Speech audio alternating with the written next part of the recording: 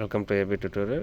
ఇక మనకి గత కొద్ది రోజుల నుంచి కూడా మనం చాలా క్లియర్గా చెప్పడం జరిగింది. ఆంధ్రప్రదేశ్ రాష్ట్ర వ్యాప్తంగా రిలీజ్ అవుతున్నటువంటి కాంట్రాక్ట్ అవుట్సోర్సింగ్ ఉద్యోగాలకు సంబంధించి మనం ఎప్పుడు ఎక్కడ ఎటువంటి ఇన్ఫర్మేషన్ ఉన్నా చాలా క్లియర్గా up to date step by step అయితే మనం చాలా వివరంగా వివరించడం జరిగింది. అయితే ఇప్పుడు మనకి ఇంకో డిస్ట్రిక్ట్ సంబంధించి నోటిఫికేషన్ అయితే రిలీజ్ అవ్వడం జరిగింది అనమాట. సో ఇది వచ్చేప్పటికి మనం చూసినట్లయితే Rangaraya medical college Kakinada employment notification అంటూ చాలా క్లియర్గా రిలీజ్ అవ్వడం జరిగింది. సో వివరాల్లోకి వెళ్ళే ముందు ఇంకా మన ఛానల్ ఎవరైనా సబ్స్క్రైబ్ చేసుకున్నట్లయితే ముందుగా సబ్స్క్రైబ్ చేసుకోండి అనమాట.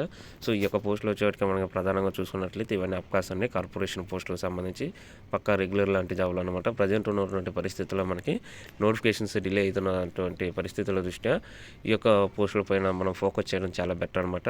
అయితే వీటికి సంబంధించిన క్వాలిఫికేషన్ కావాలి, అదేవిధంగా ఏ విధంగా అప్లై చేయాలి, సెలక్షన్ ప్రాసెస్ ఏ విధంగా ఉంటుంది, వీటన్నిటికి సంబంధించి మనం చాలా క్లియర్గా వివరించడం జరుగుతుంది. ప్రతి ఒక్కరు కూడా ఎవరు వీడియోని స్కిప్ చేయకుండా ఎండ్ వరకు చూసినట్లయితే మీకు ఎటువంటి డౌట్స్ లేకుండా క్లారిటీ వస్తుంది అనమాట. ఏదైనా డౌట్స్ ఉన్నట్లయితే మీరు కామెంట్ సెక్షన్లో పెట్టినట్లయితే దీనికి సంబంధించిన ఇన్ఫర్మేషన్ అయితే గ్యాదర్ చేసి మీకు ఇవ్వడం జరుగుతుంది అనమాట. సో ఇక్కడ వచ్చేప్పటికీ మనకి చాలా క్లియర్గా ఇవ్వడం జరిగింది అనమాట.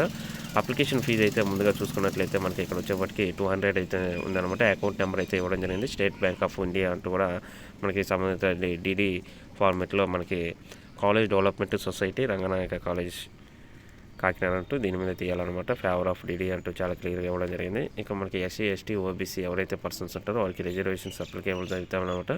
అదేవిధంగా మనకి ఈ యొక్క రిక్రూట్మెంట్ ప్రాసెస్ చూసుకున్నట్లయితే మనకి ఈ యొక్క జూన్ 25 దాకా ఉందన్నమాట. మనం ఈ యొక్క అప్లికేషన్ డౌన్లోడ్ చేసుకొని సంబంధిత డేటా అనేది ఫిల్ చేసేసి ఈ యొక్క ఆధార్ కార్డు జిరాక్స్ కాపీస్ అనమాట, 10th మార్క్స్ మెమోస్ కానీ, స్టడీ సర్టిఫికేట్స్కి సంబంధించి హై క్వాలిఫికేషన్స్ కానీ సంబంధించి క్యాస్ట్ ఉంటే క్యాస్ట్ సర్టిఫికేట్స్, స్పెషల్ క్వాలిఫికేషన్స్ ఏమైనా స్పెషలైజేషన్ క్వాలిఫికేషన్స్ ఇవన్నీ అటాచ్ చేసేసి ఇది మన బయోడేటా ఫిల్ చేసేసి ఒక ఎన్వలప్ కవర్ ద్వారా సంబంధిత అడ్రస్కి పోస్ట్ ద్వారా పంపించవచ్చు. లేదంటే మనం ఆ యొక్క ఆఫీస్కి వెళ్ళి బై హ్యాండ్ అనమాట మనం వెళ్ళి డైరెక్ట్ కూడా ఇవ్వచ్చు అనమాట. సో ఇంకా మనకి టైం అయితే ఉందన్నమాట. సో ప్రతి ఒక్కరు కూడా ఈ యొక్క ఆపర్చునిటీని యూజ్ చేసుకొని ఇక మనం ఈ యొక్క పోస్టులు చూసినట్లయితే ఆప్థమాలిక్ టెక్నీషియన్ అనమాట. ఇది వచ్చేప్పటికి ఒక వేకెన్సీ ఉంది. ఓసీ జనరల్ అనమాట. 17,500 ఉంది. యాజ్ పర్ గవర్నమెంట్ నామ్స్ అంటూ కూడా చాలా క్లియర్గా ఇవ్వడం జరిగింది. Lab attendant pass in SSC lab attendant అనమాట ఇది. సో 2 వేకెన్సీస్ ఉన్నాయి. ఓసీకి ఒకటి, బీసీకి ఒకటి ఉందన్నమాట. జనరల్ అనమాట. 12,000 ఉంది యాజ్ పర్ గవర్నమెంట్ నామ్స్ ఇది కూడా. So next post mortem attendant pass in SSC అంటే 10th క్లాస్ అనమాట.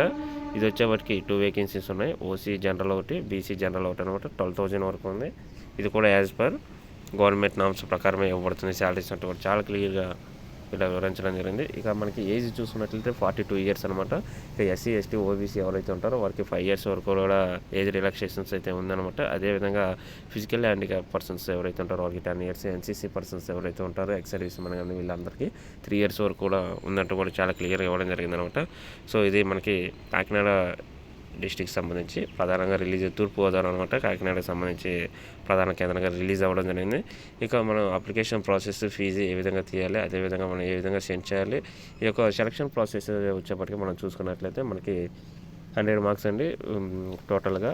ఎందుకంటే మనకు వచ్చినటువంటి ఈ యొక్క సంబంధిత క్వాలిఫికేషన్లో స్కోర్ ఏవైతే ఉంటుందో దాంట్లో 75% అనేది తీసుకోవడం జరుగుతుంది. తర్వాత మన యొక్క 10th అయిపోయిన కాడి నుంచి ఎన్ని ఇయర్స్ అయితే ఆ ఇయర్కి ఒక మార్క్ లెక్క మ్యాక్సిమం 10 మార్క్స్ వరకు యాడ్ అయితే, అదేవిధంగా మనకి ఇంకో 50 మార్క్స్ వచ్చేప్పటికి ప్రతి 6 months లెక్క మ్యాక్సిమం 15 మార్క్స్ అనేవి ఈ యొక్క కోవిడ్ టైంలో ఎవరైతే పనిచేస్తుంటారో వారి ఎక్స్పీరియన్స్ని బట్టి వీరికి కేటాయించడం జరగదనమాట. ఇది అనమాట వెయిటేజ్ మనకి. సో ఈ యొక్క సెలక్షన్ ప్రాసెస్లో ఎవరైతే మెరిట్లో తీయడం జరుగుతుందన్నమాట, టాప్లో ఎవరు ఉంటారో వాడినే తీసుకోవడం జరుగుతుంది. పక్కా పార్షియల్ అనేది ఎటువంటి అటు అవకతవకలు జరగడానికి లేదు. పక్కా ఆన్లైన్ ద్వారా ఈ యొక్క సెలక్షన్ ప్రాసెస్ ఉంటుందన్నమాట. ఎందుకంటే మనం ప్రతి డిస్ట్రిక్ట్కి సంబంధించి మన యొక్క వ్యూవర్స్ ఎవరైతే ఉన్నారో వాళ్ళ దగ్గర నుంచి ఇన్ఫర్మేషన్ అయితే గ్యాదర్ చేయడం జరిగింది. చాలా బెస్ట్ నోటిఫికేషన్ ప్రజెంట్ ఉన్నటువంటి టైంలో కూడా వాళ్ళు బెస్ట్ అడ్వైజెస్ అయితే ఇవ్వడం జరిగిందన్నమాట. సో ప్రతి ఒక్కరు కూడా ఇది యూజ్ చేసుకోండి. Thank you.